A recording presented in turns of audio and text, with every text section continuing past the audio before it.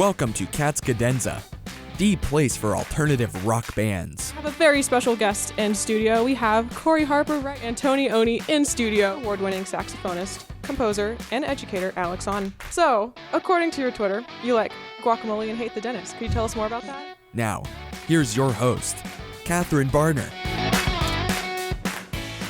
Hello and welcome back to the episode of Cadenza. I'm your host, Catherine Barner. If you're new here, I bring you interviews from small indie bands as well as #1 Billboard charting artists. And today, I'm backstage at the Knitting Factory in Spokane, Washington with Matisyahu. How are you doing? Great, thanks. Hi, Kat. It's so nice to meet you, and I really appreciate you taking the time to chat with us today. My pleasure. So this is the first tour date for your 2019 fall tour. That's correct. What are you most excited about for this tour so far?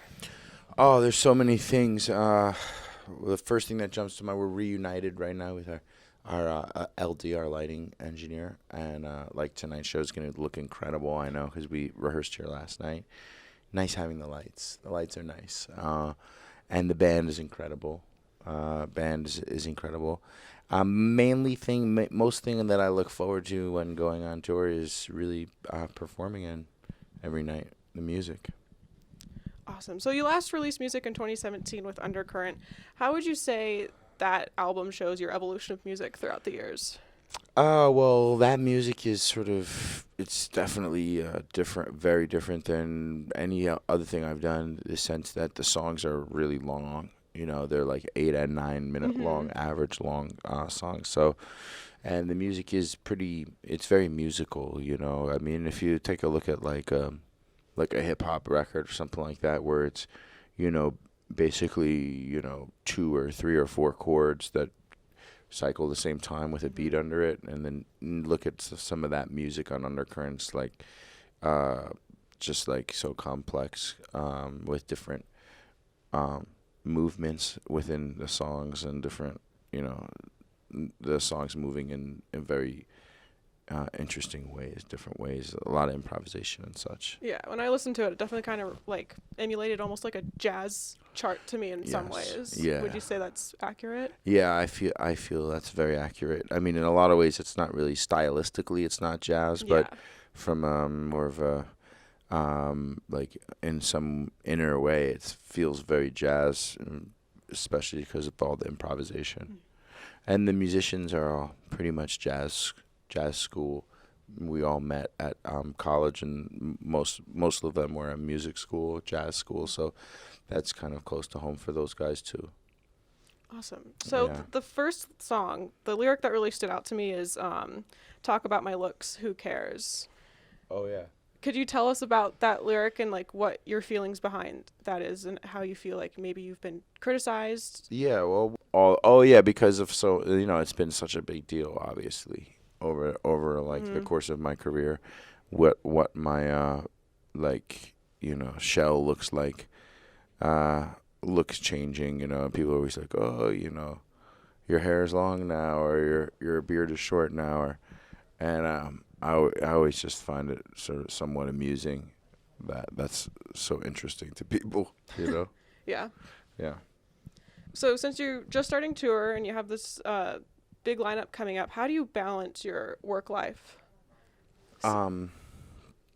situation? Well, I guess, like, for example, on this tour, one thing that I tried doing is, in the past, I always went out on tour for like long periods of time, for like 3-month chunks, and that was always really hard on my family, on my, you know, in particularly my boys. I have 3 boys, and so this tour I broke it up so that I go out for like 10 days, then I come home for a week, then I go out for 10 days, I come home for a week. So, you know, it makes it like more challenging to make money in that model, but you know, that's like an example of like a sacrifice that I've made, for example, to try to like balance it more and be away less, but still be out, still be working. Yeah. But I mean, in some ways it's great because, like, you know, when I'm home, then I really am like full-time home. Yeah. You know, and I can do a lot of the work that I need to do typically like out of my house, like email, phone calls, writing songs, that kind of stuff, you know. Recording, all that can be done oftentimes at the crib. So that's the upside of the job, I guess. So you've been doing music for so long now. Do you ever feel like people have tried to push you towards doing more non-secular music?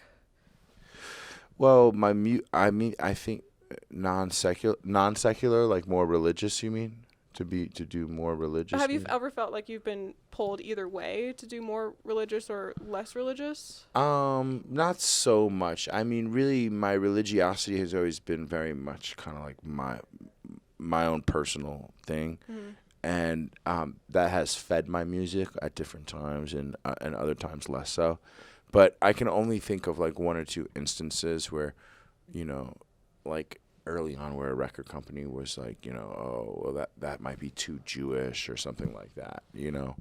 Like I'll give you an example. Like I remember when I had put out my Akeda record, and on Akeda there's a song called Surrender, and there is a scene in there where I'm dancing and I'm in regular clothes, and this is after I've shaved, mind you, after I've stopped wearing a yarmulke and stuff, but I'm wearing a tallis in the shot.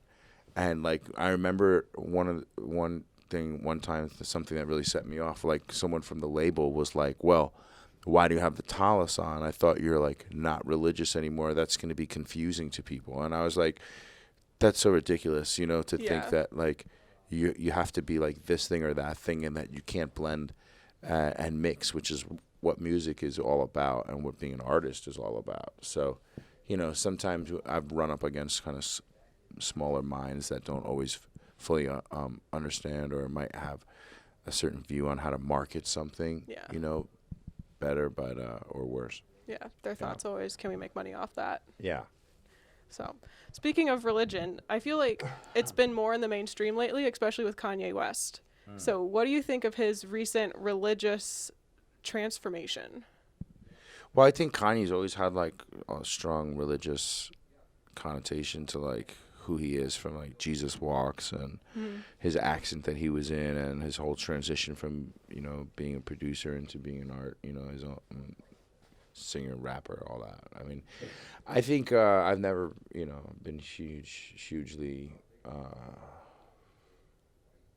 following like too much the like mainstream culture when it comes to that kind of thing, But I think it's totally fine. Like someone was saying like, oh, I think my son, someone I don't know, I overheard someone talking about how like, oh, he's got these songs that are really like about sex and stuff, and then he's got these songs that are about God, and like how can you have both? And I think it's ridiculous to think that you can't have both.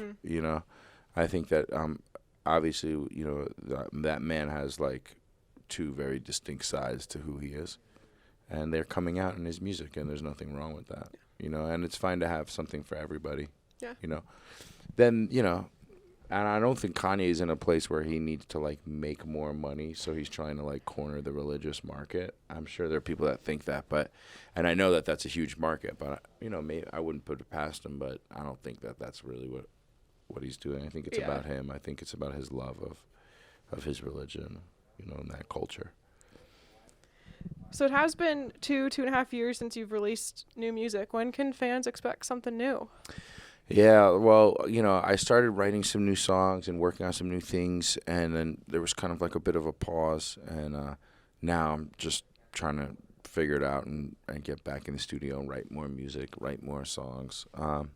It'll be, my guess is there'll be new music by the summer, hopefully. Yeah. Awesome. And I have a few fan-submitted questions for you. Oh, yeah, sure. So, the first one comes from Instagram user Yitz_Grundwald__. Okay. And they ask, what pushes you to keep trying new styles with your soul and music? Well, I guess music for me, I've always been just like in love with like different styles of music from the time all the way back until the first music I can remember listening to as a kid.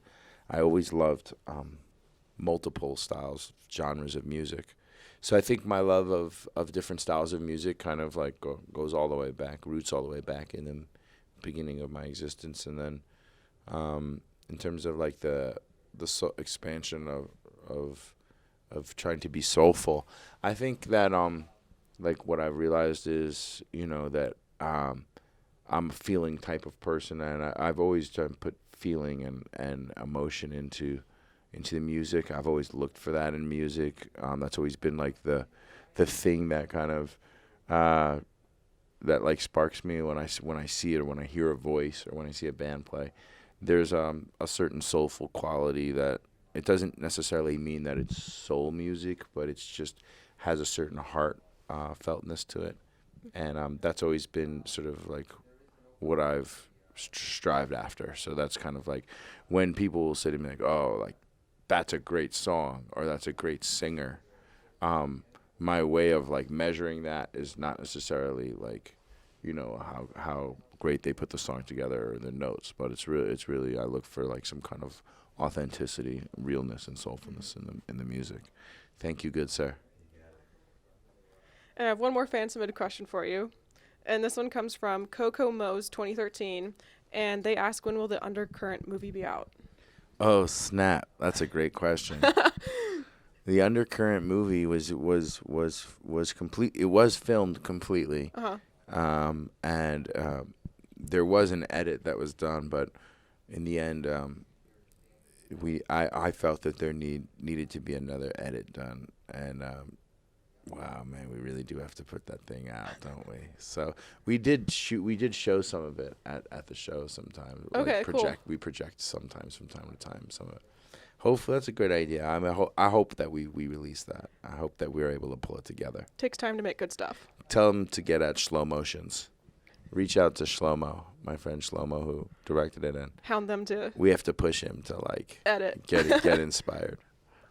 Awesome. Well, is there anything else you'd like to mention about the tour, or anything else coming up for you? Yeah, I mean, I guess one thing we're doing is these VIP packages. If people are interested, you can get them on matisyahuworld.com, and we do like meet and greet.